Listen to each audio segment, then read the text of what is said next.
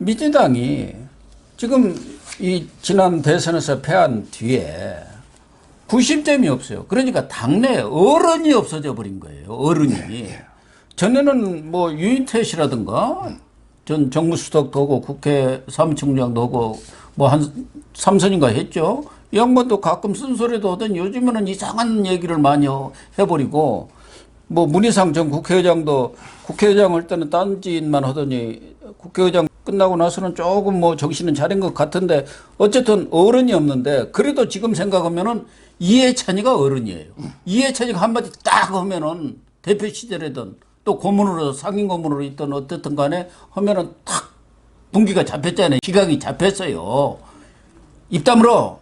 그리고 항구력 내리면 다 입 탁 다물고 그래. 지금 그런 사람이 없어져 버렸어요. 그런데 지금 우리 시청자들도 그렇고 상당수 사람들은 도대체 이해찬이는 어디로 갔느냐. 이재명이야말로 이해찬이가 그 멘토고 어떻게 보면 후계자 역할을 지금까지 정치적으로 쭉 하면서 오늘의 이재명을 만든 사람이 이해찬 아닙니까? 근데 어디로 갔는지 모르겠어요. 이런 큰 선거가 벌어지고 더군다나 이재명이가 지금 꼴딱꼴딱 할 그런 지경이면은 그래도 개항을에 가서 얼굴이라도 한번 그 양반이 얼굴 내밀면 뭐 손해입니다만 어쨌든 그래도 뭐 돈이라도 좀 보내주고 뭐 이렇게 해갖고 응원 메시지라도 보내는 거 아니에요. 제가 이제 그 민주당의 그 영향력 있는 사람들 동정을 일주일 쫙 추적해봤어요. 아 그래요? 이해찬, 그다음에 이낙연, 정세균, 그다음에 추미애, 조국 쭉 추적해봤더니 한 명도 이해찬에 대해서 지지 발언한 사람이 없습니다. 이재명에 대해서. 이재명에 대해서 한 명도.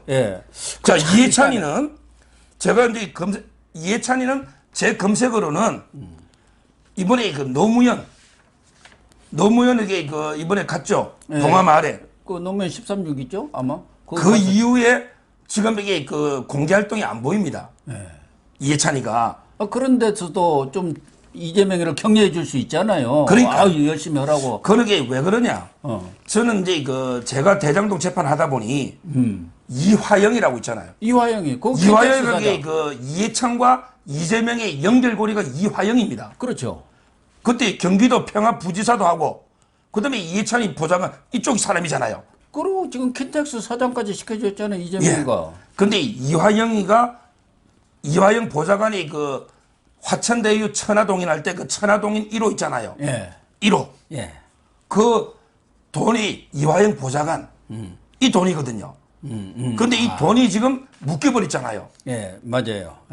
유동규가 뭐 받았다고 하면서 그러면서 이게 사이가 좀 틀어진 것 같아요. 제가 보기에 그 천화동인 1호가 이해찬계와 이재명계 이게 딱 연결고리 그 돈 아닙니까? 그러네요. 그게 700억이 넘거든요. 천화동인 1호의 대표가 바로 이화영 보좌관을 한 사람 아닙니까? 이화영이는 또 이해찬이가 이재명한테 보내준 사람이고. 그렇죠. 그 돈 문제 때문에 여러 개의 갈등 묶이니까 좀 이게 갈등이 있는 것 같아요. 제가 보기에. 그 돈이. 둘이가 이게 그 합작으로 그 돈과 대선까지 자금 써야 되는데 그게 묶여버렸잖아요. 그런 관계가 있고. 그걸 또 이재명이가 혼자 이렇게 드셨나? 좀 나눠. 지금 이게 아무도 못 묻고 있는 거죠. 그러니까 다 압류돼 버렸죠. 그 돈이 압류가 됐고요. 그리고 이게 저는 이상한 게 이낙연하고 정세균이 있죠. 이분이 이낙연이 어제 그저께도 원주에 갔습니다. 그래요? 원주에 가서 원창묵 시장 밀어달라고 이게 지원 유세됐어요. 원창묵. 그 원주 갑에 넣었잖아요. 갑에. 옛날 시장이었고. 이분에게 밀어달라. 이낙연이가 이렇게 활동하면서 인천 계양에 한 번도 안 갔잖아요.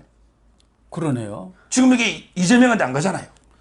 아무도 안 가요. 그 다음에 정세균도요. 정세균도 며칠 전에 또 원주에 가가 3명을 밀어달라 했어요. 뭐 이광재 있잖아.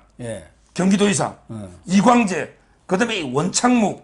그리고 이게 구자열이라고 이제 시장 놓는가 봐. 이 3명이 삼총사니까 밀어달라. 이렇게 지원 유세를 하고 다닙니다. 그러니까 그 정세균이나 이낙연이 볼 때는 이재명이 떨어지기만 속으로 기다리는 거죠. 그러네요. 그러면 이 다음에는 자기들 차례니까 아무도 안 가잖아요. 그리고 이게 추미애가 재밌어요. 추미애가 완전히 그 가족 여행 갔다 와가지고 잠수 탔잖아요. 그래서 제가 추미애 어디 갔냐 방송 몇 번 했거든요. 그때 김민웅 목사도 추미애를 막 그리워하는 시도 썼거든요. 그때 추미애가 최민희 있잖아, 남양주. 예. 거기 주광덕 시장이 나옵니다. 주광덕. 우리 그 변호사 있잖아요, 검사 출신. 추미애가 최민희 이쪽만 이렇게 지원한다는 메시지를 보내고 이재명에 대해서는 한마디도 없잖아요. 근데 전에는 명추연대 오고 찍고 그렇게 했었잖아요. 옛날에 그랬죠. 아주 그냥 짝짝꿍이 돼가지고. 근데 최민희한테만 지금 보내고 이재명에 대한 격려는 뭐 아무것도 없잖아요. 조국이도 마찬가지예요. 조국이도 이게 최민희한테만 보내고 있거든요. 이 말은 이게 민주당의 모든 반 이재명 세력들이 이제 이재명은 거의 이게 버린 카드로 보는 것 같아요. 왕따인가요? 완전히 왕따네요. 지금 이게 뭐 옛날에 이런 말 낙동강 오리알 이런 말 있잖아요. 네. 이재명은 이게 계양산 오리알이 돼버린 거죠. 계양산 오리알. 완전히 당내에서 아무 의문이 없어요. 딱 한 명 나섰더만. 김남국이. 김남국에 나서가지고 이제 뭐 한마디 하던데 이게 도움이 됩니까? 김남국에 나선 게 도움돼요? 거기는 이모로 유명한 사람이니까 뭐. 그러니까 지금 이게 그 진짜 이게 제가 보기에 고립무원. 당에서 이게 왕따. 고립무원. 계양산 오리알. 이게 이재명이 아닌가? 심지어 이게 오늘 우상호 있잖아요. 예. 제가 요 끝나고 교통방송 라디오 나가잖아요. 항상 이게 우상호가 월요일 아침에 교통방송 김어준 거 나오잖아요. 예. 보니까 여기 우상호까지 이재명이 완전 까버렸던데요. 그래요? 이재명이 출마해가지고 당선자에 도움이 안 된다. 망했다. 지금 이게 우상호 인터뷰 계속 나오고 있잖아요. 왜? 이게 이재명이가 박지원이지 뭐지 내세워가 586 용퇴하라니 우상호도 기분이 나쁘죠. 자기가 이게 586의 대표주자가 이인영, 우상호, 임종석 아닙니까? 그렇죠. 다 물러나라 하니 네. 지금 이게 이런 상황입니다.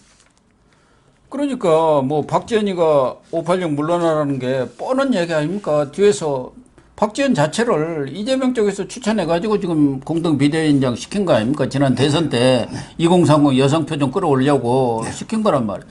그런데 이 지방선거를 코앞에 두고 분란을 일으킨 게 뭐겠습니까? 지방선거 이후 어차피 이번 지방선거는 안 된다, 틀렸다 이렇게 보고 지방선거 이후를 대비해서 586 쓸어보려고 박지원을 지금 이렇게 나팔수로 썼다 이렇게 지금 이 친문들은 보고 있는 거 아니겠습니까? 그러니 이재명을 도와줄 리가 없죠. 우상호 아니라 뭐 이인영이나 임종석도 마찬가지 아니겠습니까? 속으로는. 그러니까 이 사람들이 그래도 큰 선거기 때문에 얼굴은 조금 비춰주는 거 아닙니까? 예의상으로라도.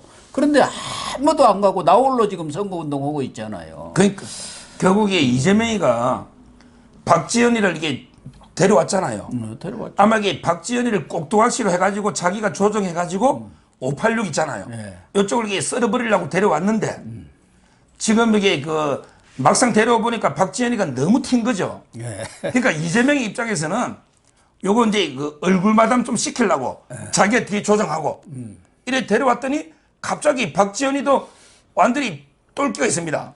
박지원이도 이게 갑자기 자기가 잔다르크 행세를 하는 거예요. 원래는 이게 얼굴 마담으로 그냥 가볍게 데리고 올라 했더니 갑자기 뭐 자기가 당을 개혁한 것처럼 잔다르크 행세를 하니 이재명도 약간 당황한 것 같아요. 왜? 이재명의 가장 지지 세력은 개딸입니다. 예. 누가 봐도 개딸이에요. 근데 개타로가 근데 완전히 개딸이 붙어버렸잖아요. 박지원이를 막 붙으니까 이게 이재명 계획이 틀어진 거죠. 원래는 이게 박지원이를 이용해서 586 신문 있잖아. 예. 이쪽으로 칠라인 거거든요. 그래서 저건 지금 이게 그 이번 선거 끝나면 결국은 이게 그 민주당은 공중분해의 길로 저는 간다 봐요. 공중분해의 길 있잖아요.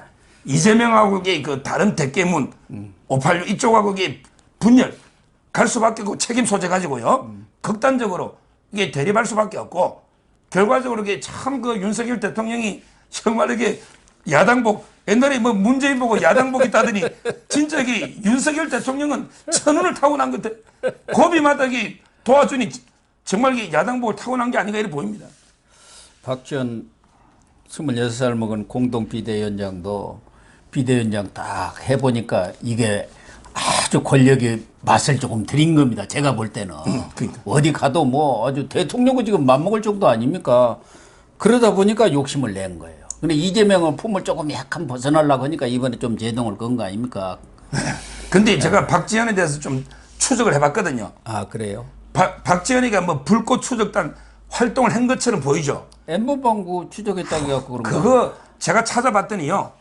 딱 이게 두 명이 잠깐 한 거예요. 아무것도 한 게 없어요. 박지원이가 96년에 원주 출생인데 한림대 다닐 때요. 예. 한림대 놓잖아요. 근데 거기에 조주빈이 N번 막 추적한다 했죠. 근데 그 활동을 딱 두 명이 잠깐 한 거예요. 아. 왜냐하면 이게 불꽃 추적단인데 아이디가 박지현이는 불이라는 아이디로 활동하고 친구 한 명은 단이라는 아이디로 활동한 거예요. 그러니까 불꽃 추적 5명만 있어도 5명이 되는데 2명밖에 없으니 불하고 단하고 2명만 활동한 진짜 이게 감이 안 되는 사람을 누가 추천했냐? 바로 이게 권인숙이가 한 거예요. 옛날에 부천의 성고문 사건 국회의원 있잖아요. 아, 예. 권인숙이가 이재명한테 추천해가지고 박지원이 얼굴마담으로 이준석이 그랬군요. 대항마로 이준석이 영입했더니 여기 박지원이도 아까 제가 똘끼 있댔잖아요. 그러다 보니까 이게 자기가 잔다르크 행세를 하는데 결론은요. 실제 잔다르크는 자기는 화형당했죠. 그렇지만 이게 프랑스는 구했죠. 근데 이 박지원이는 당도 죽이고 자기도 화형당합니다. 당도 자기도 결국 다 죽습니다. 이게 지금 박지원의 운명이에요. 그래서 결과적으로 보면은 이해찬 전 대표 정말 이재명의 오너를 있게 만든 사람까지도 지금 돌아가는 상황을 보면은 등을 돌렸다 이렇게 볼 수밖에 없고 사실은 이해찬도 그 세종시 그쪽에 맹주 아닙니까? 그런데 그 세종시 자체도 지금 이춘희 시장 현 시장이 꽤 앞섰는데 국민의힘 최민호 후보한테 지금 밀려버렸단 말이에요. 최근 조사 보면 뒤집혔더라고요. 그러니까 자기 영토마저도 지금 뺏길 지경이고 이해찬으로서는 이제 정치를 접는 수밖에 없는 그런 상황까지 몰린 거 아닌가. 그래서 이해찬도 건강도 그렇고 그러니까 아예 그냥 손을 떼버린 거고 또 이해찬이가 볼 때 이번 대선 결과 이런 과정을 쭉 보면서 2027년에 이재명이가 또 나온다면은 절대 정권을 되찾아올 수 없다는 판단을 내린 거 아닌가. 뭐 이해찬뿐만 아니라 이낙연, 정세균 이른바 이재명의 김남국 같은 친명 세력 일부를 제외하고는 거의 민주당 내에서는 그런 공통된 생각들을 갖고 있는 거 아닌가 하는 생각이 들어요. 아, 그럼요. 그건 이게 100% 맞고요. 결국 세종시 있죠.